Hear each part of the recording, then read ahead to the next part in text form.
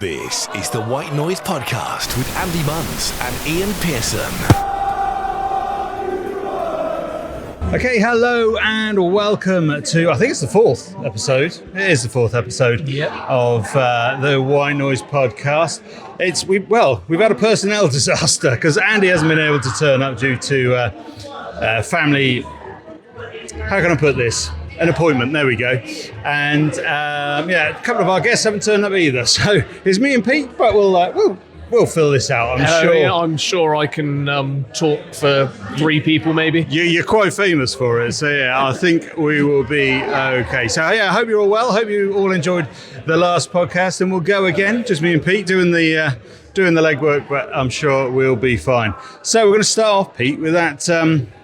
We're going to bookend this because we go from one of the worst games of football I think either of us have ever seen to one of the best we've ever seen. So we're going to start off with that, the trip to Bath City. Not a game that we necessarily expected to come away with too much from, but what a dire game of football that was, wasn't it? Yeah, I think last time I was on, I think I said we never win at Bath. So I wasn't expecting to get anything. However, I did think we might have at least had a bit of a go maybe and a bit of a give it something, shown something. But yeah, like you say, it was probably one of the worst games I think I've seen since the new club formed, probably even with the old club as well, going back many a year. It was, just from start to finish, we were second best all over the pitch. No signs of promise at all. I can't think really at all. Bath were fully deserving of the win, potentially could have won by more. In a way, we were kind of got away a bit with just a 2-0, like you say, it was a very, very poor game of football, and we got exactly what we deserved, which is nothing. Yeah, I mean, Bath could have quite easily run away with it, as you say, but even their performance wasn't the best. It was enough to win it, no problem at all.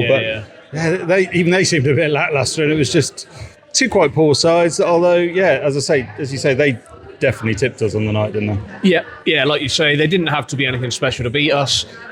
They weren't, I know I've said it a few times, but every time I've seen them, I don't think they've been anything special, but they've always managed to beat us. So they obviously do something right somewhere along the lines. Just another sort of following on from the Farnborough game the week before as well, which again was a bit of two quite poor sides playing at quite a poor game of football. We're sort of worrying a little bit heading into potentially quite a tough run of games on paper, thinking, this could be trouble if we're not careful here, really. Yeah, we did think, I think everybody, let's not beat around the bush. We did think we would, at that point, we're in free fall here, we're in big trouble. Obviously, we know how it's gone since then. At that point, it was, but maybe that was the kick up the backside we actually needed, because it certainly seems to have come around. We did fear the worst. AFC Totton visiting on Boxing Day at the Raymac, but that was a much better, much more entertaining game. And in fact, I think I spoke to a former Salisbury supporter who has switched allegiances, and I said, obviously I hope we win. I'm not really too bothered as long as it's more entertaining than what we got at Bath. And actually it was more entertaining, and we did get the win as well. Yeah, 100%. Just a really good game of football on Boxing Day. Exactly what you want on Boxing Day when you've had enough of the family and just want to get out and about and see some entertaining football. And we played really, really well. Mo Dabare, I thought, was brilliant. That game made all the difference from midfield, having a player that actually ran beyond the attack, which is not something we've had for a long time. He was brilliant all over the shop, running places. The whole team were from right throughout, really, and it was nice to get one over on Totton, who... Is there a rival or isn't there a rival? Yeah, I know I've said that before, but... We've locked horns on this before. But it was exactly what we needed to do, coming off the back of two quite poor performances and results. Like I said, thinking, a couple of tough games after that as well. And going home from the game, you're sort of thinking, that was... I want to go back. The signs. Yeah, I want to go back. That was good. That was entertaining. I want to see more of that football, please and thank you. And we got it right from start to finish. We were energetic, we were quick, we moved the ball quickly, we got it forward quickly, we were set up it correctly, I suppose you'd call it. We were set up well to do something, and we did do something, which is pretty much all you can ask for as a supporter, is to have a good go, and we came out on the right end of the result. Because we were better than them on the day. Yeah, definitely.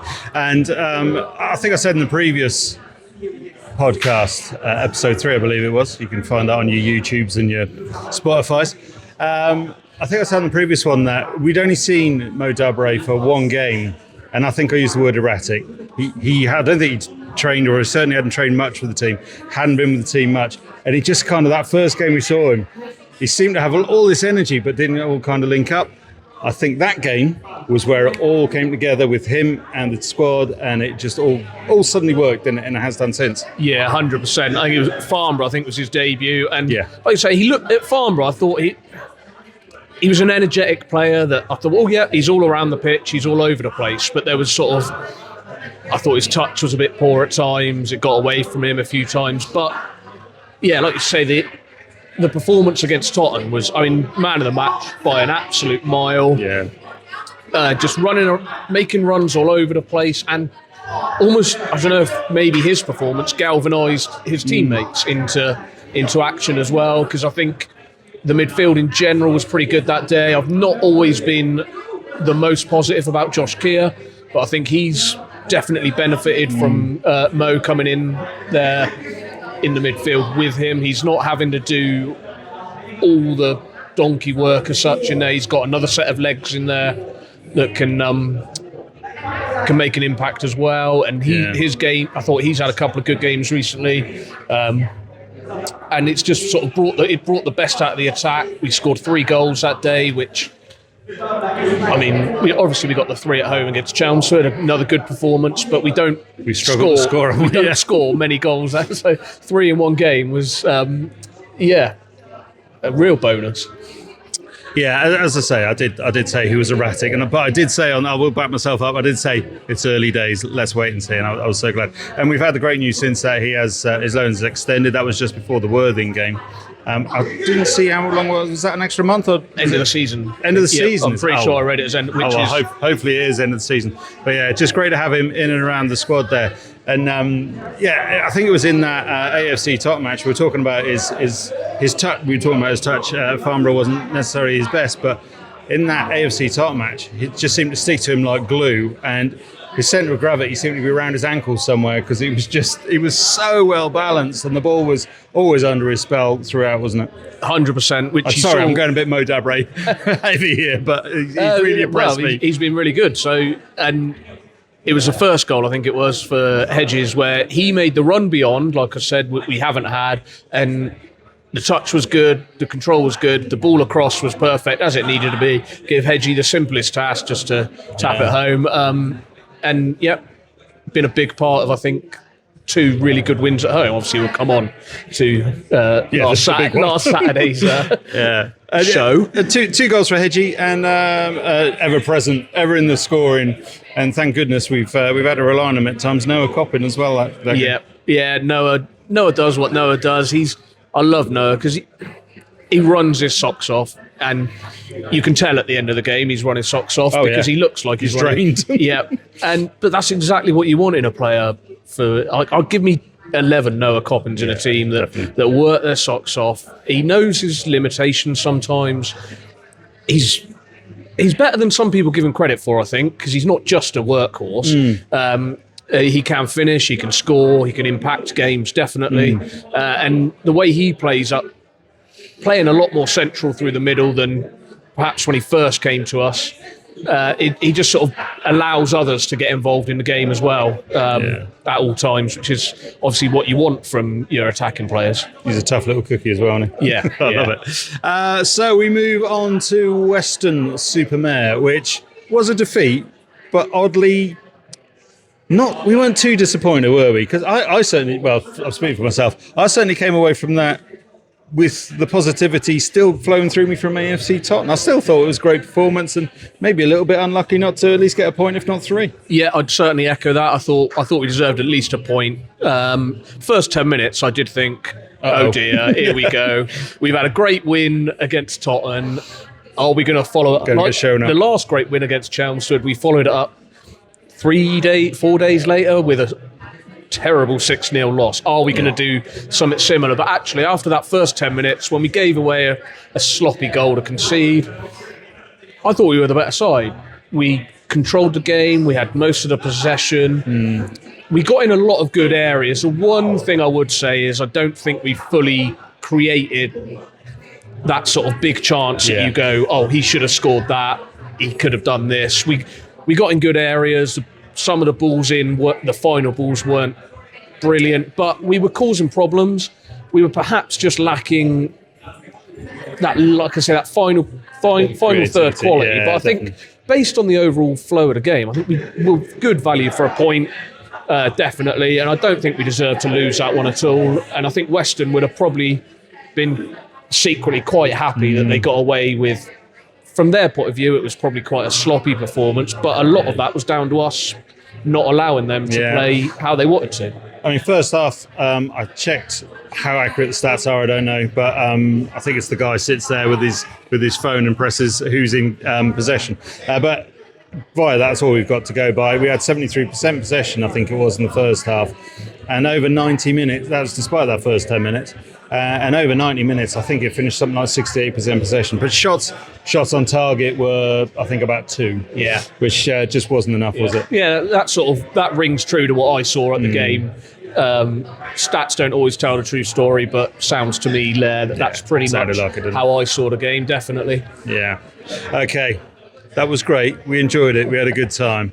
It's hard to walk away with from a defeat, but we were still on a high, and boy did that carry on into the Worthing game on Saturday just gone at home at the Raymac. Great crowd, 1,187 I think turned up. Slightly chilly day, but still it's comfortable. I was up in the press box. At least the wind was low, so it was quite good.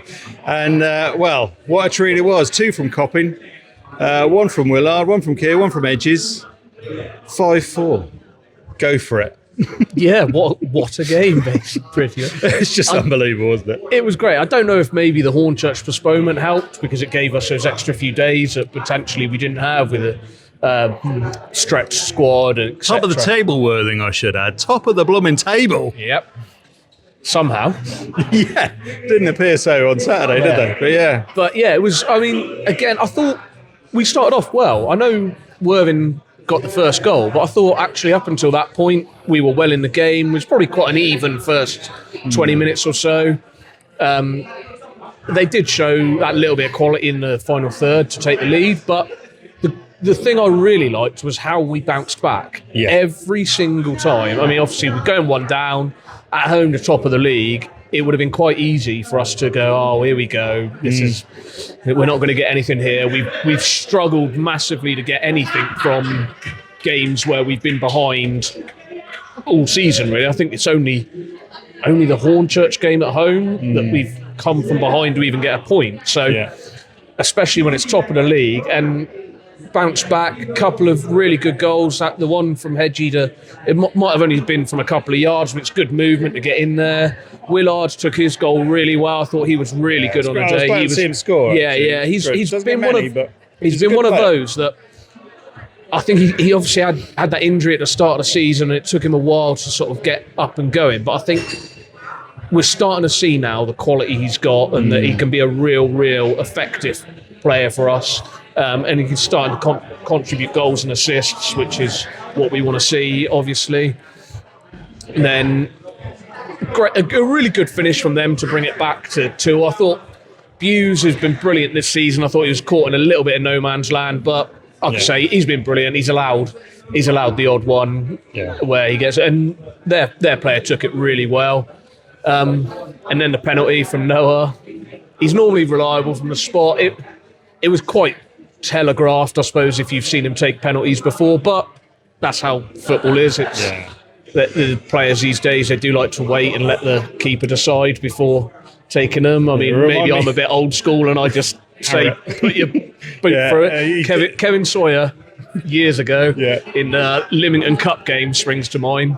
Anyone that's ever seen the Kevin Pressman penalty for Sheffield Wednesday, Google that one. Yeah. Kevin Sawyer took a penalty pretty similar, and no keeper saving a penalty when you hit it that hard. Yeah, very Shearer-esque. You remind me of Bruno Guimaraes, who had taken a penalty a few days before that for Newcastle, which a game I'd watched. I thought it was one of the best games I'd ever seen, and then, this happened. And he kind of did that similar kind of run up, then took his time. It didn't quite work out, the same as it did for Bruno. Sorry, Noah. We can't fault Noah. He's been so reliable, and it is what it is. Josh Keir, great goal as well. Lovely. Yeah. I said to Brian post-match, that was when I really started believing. It was funny because going one down, it hurts, and you've got to try and, like you said, they show the right minerals to get back into it. But actually, taking the lead and then losing it as many times as we did, that can hurt you just as much, if not more, I think. Because you think you've got it, and then, oh, no, not back again. Yeah, roller coaster of emotions, isn't it? Yeah. You're up, you're down, then you're back up. You've got to get yourself Hard back to pick up. yourself up. Like you say, Keir's goal, he took that really, really well. The keeper probably should have caught it rather than punch it, but take nothing away from the fact that once he has done that, it's not an easy task for Josh's touch to take it down nice and just to pick that spot perfectly. Yeah, really, really good goal. Like I say, I think he's been better the last few weeks, certainly, last couple of games, definitely. And he took that really, really well to put us back in the lead. And yet again, they come back and it was then I really started believing we could do it, and then I don't know what it's like for the players. I've obviously never played at a level anything like that, but for me it was just I was so up and down, and then I still believed, but then when it got to 4-4, I thought that would be a great result though. And I was almost settling for it, praying, but I was almost settling for it. And then obviously, they put the pressure on us a little bit. It was like, oh, hang on a minute, this could go wrong. And that would have been a real shame if we had lost it. But 100%, we didn't deserve to lose that game at all. Not. I know, listening to the Worthing manager's post-match interview, he was very critical of them. Basically, didn't even acknowledge us. According to him, there was only one team out in the park, apparently, because he didn't make any sort of mention of us, which, that's his prerogative. But I thought that actually they came at us, we went back at them, and I've got to say, you've got to credit Brian for the sub, getting Bray on there, recognising that. He left them late as well, but it seemed to be well done. He quite often does. I know sometimes the school of thought can very much be from, this might not be Brian's thought, but generally a school of thought in football is sometimes if you're on top, you don't want to disturb it sometimes. But I think, Ollie coming on when he did, he only had probably about 10 minutes including injury time. But when he's fit and up to speed and firing, he gives us that. You saw that with the assist for the goal. The way he gets that break, just a ball, the Bray break, a ball down the side that generally a lot of the time could have just run to nothing, or it goes into the corner and then you're a bit stuck in the corner. You're holding out in the corner, but actually because he had the pace to get there, it meant that he was able to sort of come inside a little bit and take us towards the goal rather than the corner. Which, all right, the ball across. I actually think he scuffed it a little bit, which helped because if he'd have hit it better, I think the defender clears it. Often the way, isn't it? But because he half scuffs it slightly, it sort of wrong foots the defender a bit, who slips, and then Hedgie does what he normally does. He's cool in that situation, smashes it into the back of the net, and it's been a long time since we've seen scenes like that. It was mad. Ray Mack, players, managers, coaches running down the touchline, supporters screaming, shouting, jumping all over the place. People up in the press box making all sorts of noises. I did. It was brilliant. Absolutely brilliant. I'm fairly famous for my noises because I should explain that the camera is right next to me. I wasn't actually commentating on Saturday. It was just Toby doing a little bit of commentary into it, and just for the edit afterwards. And I can't control myself, and I certainly wasn't going to control myself. Nobody wants you to. In a moment like that, you win 5-4. And it was such a high-pitched squeal as well. But 3 of them, and then I went, afterwards. If you can't lose it at a moment like absolutely. that, what is the point of going to football? Yeah, we do put up with a lot, so it was great absolutely. to celebrate a moment like that. And somehow composed myself to give the old tick tick boom afterwards. And it was great. Listening to the highlights back, it's great because I can sometimes pick up people joining in with the boom, which is why I added the tick tick so people know when it is. But you could really hear it on those highlight videos and stuff. You could hear people joining in with it. I just thought that is exactly why I do it. That's why I kind of created that. I don't know why I started it, but just became my thing, and it's great. It just seems to work. I'd say the noise after that goal was. Yeah. I've not heard that at the Raymac for a long, long time. And I'll have to kind of apologise to our neighbours because I didn't help matters, because post-match the police asked supporters to stay in, and that was fine, especially as we won. The volume went up on the music, and I just thought, you know what, we'll just make this a bit of a party and carry on. Absolutely, why not? Sorry to our neighbours. You buy a house next to a football ground, you got to expect it. I'm afraid so. We try and be good, but I'm afraid we were letting our hair down on that one. So, fantastic win. We are still coming down from it. It's 4 days later now. Yep. Let's have I'll tell you what, we'll look at the Dagenham in a minute, but Will Buse. I want to talk about Will Buse. Yep. We said for the opening goal, maybe didn't have his best, and he's a young lad or youngish lad, and he's playing at this level rather than higher up. There's goalkeeping mistakes throughout football, and that's just how it happens. But he's had Player of the Month 3 times in a row. Deserved. He's been brilliant this season. Yes. Player of the season, and he got a lot of stick to start with as well, didn't he? He was one of those signings that when you if you don't sort of follow non-league football too closely, if you're a bit sort of more of a casual observer, like someone like me who's just a bit of a nerd for all sorts of non-league football at all levels, all over the place, sort of thing. Potentially, he's not seen as like a glamorous keeper at all, but.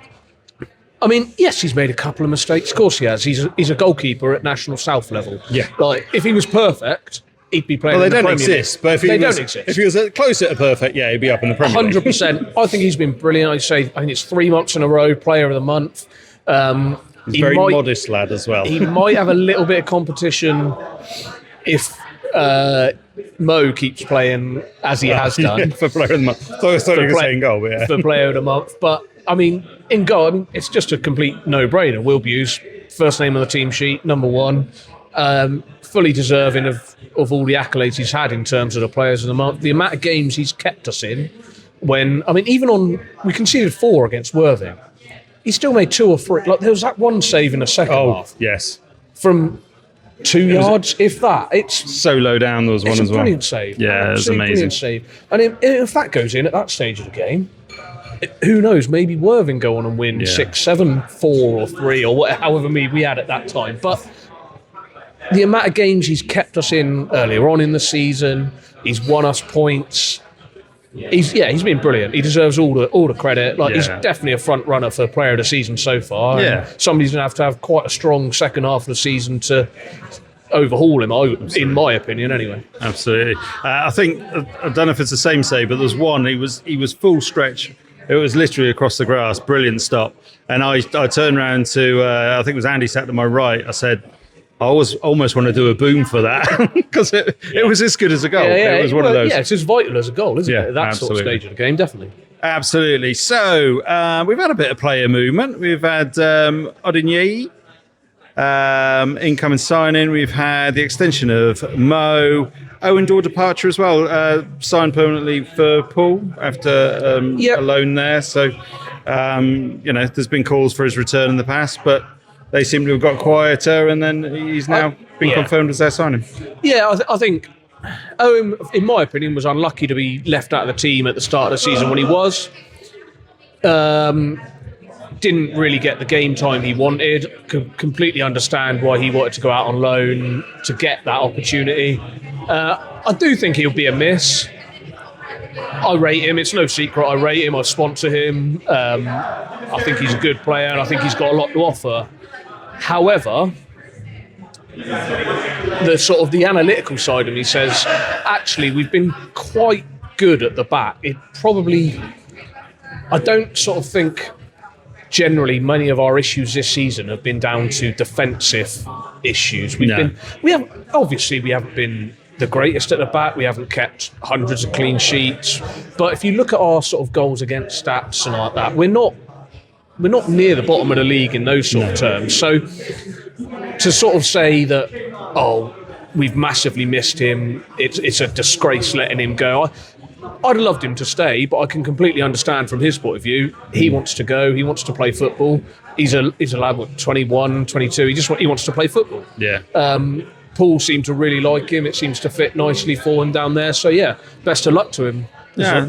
I expect we'll probably see him back against Salisbury next season, provided we stay up, because Paul looked like they could well come up. Or if not, I think he's only signed to the end of the season, so he could potentially be back at this level. But, yeah, best of luck to Owen. As long as he's got his inflatables for when the pitch floods. Sorry, Paul, only playing. I think it's much better now. I think they did some work a couple of summers ago, and I think it's been a bit better. Yeah, the famously damp pool pitch has improved slightly. So let us have a look ahead to Saturday. A long trip to Dagenham and Redbridge. Yeah, looking forward to that one. Hey, I mean, that is a game that we feel maybe we should be taking some points from. Or let's go singular, point, but hopefully points. Based on how we've played the last 3 games, Totton, Weston, and obviously the Worthing game, I see absolutely no reason we can't go there and get something. Yeah, of course it'll be tough. They're ex-football league, they come down last year, etc., full-time side, blah, blah, blah, not doing well, blah. Though. But they're not. No. They're not in great form. They're not firing up near the top of the league. They're looking at sort of some of their supporter reactions. I don't think everything's hunky-dory and happy all rosy at the club. So there's no reason we can't go there. We play like we did against Totton, Weston and Worthing. We've got nothing to fear. We can get a result up there, 100%. And it'd be new ground. I don't think the old club ever played Dagenham. This club's never played Dagenham. No, so it'd be a new ground. So there's absolutely no excuse not to get up there. Get behind the lads, support them. Try and take some really good numbers up there. Make it a really good day. Build on the momentum we've had. We've had the last 2 home games. The momentum's been brilliant. So if you've enjoyed that, why wouldn't you want to go and get behind them up there? Sort of thing. It's you come away from the Raymac thinking, yeah, this is good. So why not? But yeah, like you say, hopefully we'll take some good numbers up there and get a result. Finally, let's wrap this up with because you've done very well talking. It's been brilliant. We've obviously missed Andy and our 2 guests that didn't appear. I'll not name them, but you're in trouble. Can you see? I think maybe we need a few more games to see how we settle down now. What else does this squad maybe require? Or are we about there? Are we happy? Well, I think obviously we signed a striker, Nathan, coming in. Yeah, from Worthing. Yeah, from Worthing in the last few days. I think it's no secret that has been an area we've needed to strengthen in. Matty Taylor, for whatever reason, who knows what's going on there. It hasn't worked out for various reasons. A lot of speculation, but ultimately it hasn't worked out how both sides would have wanted it for him. That striker has definitely been so. I think Weston was definitely a game where we lacked a striker there. Potentially we could have got something if we'd have had one. I still think in terms of overall squad numbers, we're a little short. Obviously having the name Theo on the bench, no knock on Theo, but he is a coach these days. He's not a player anymore. But then it's hard to bring in players who, at this level of football, players want to play. So why would you want to come in knowing full just to be a backup sort of thing? So and if you do come in and you're not getting a look in, after a few weeks, there's a lot of clubs at this level of football, or even the level below, where you go, do you know what, I just want to play.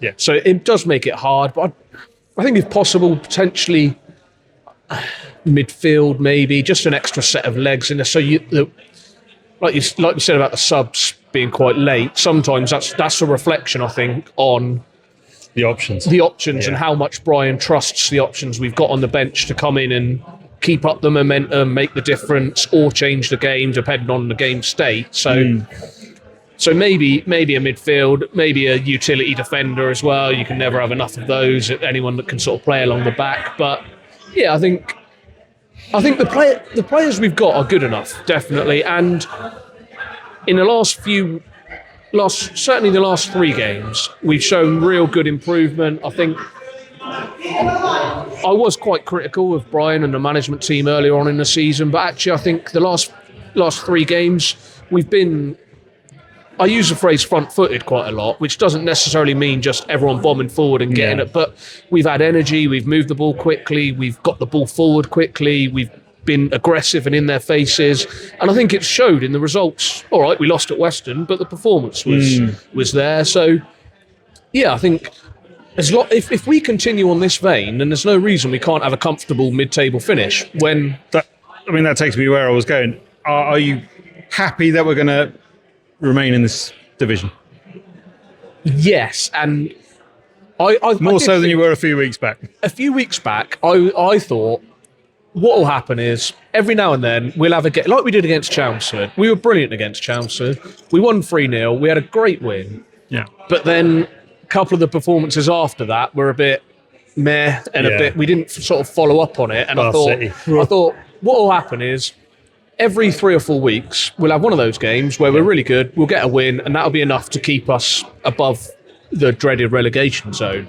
But actually, the last 3 games, certainly the last 2 home games, you're going, well, if we play like that at home, no problem.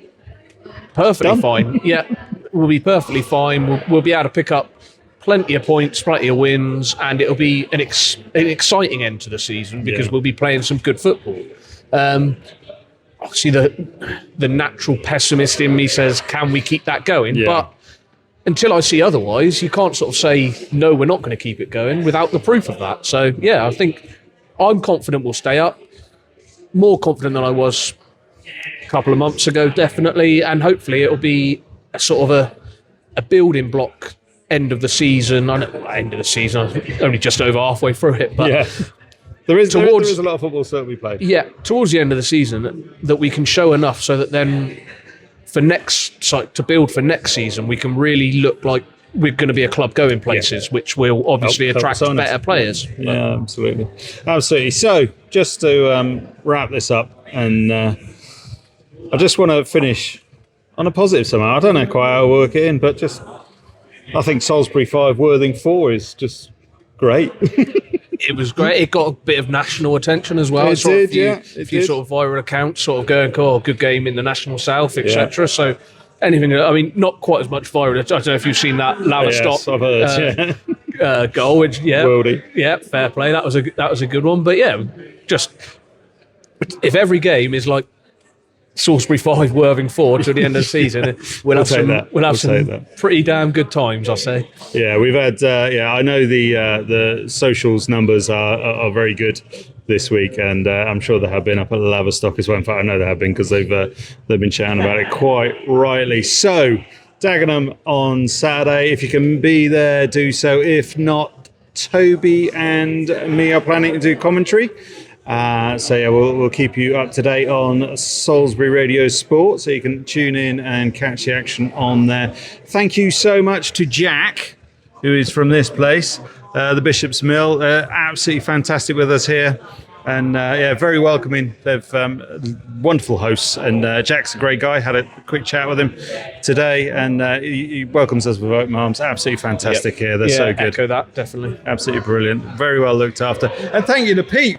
We've done well there, mate. We have, haven't we? We've done well there. Always happy to talk about football. He's a talker. We're all good. We're all good. Thank you so much for joining us, and we'll see you in the next one. Yep. Thank you.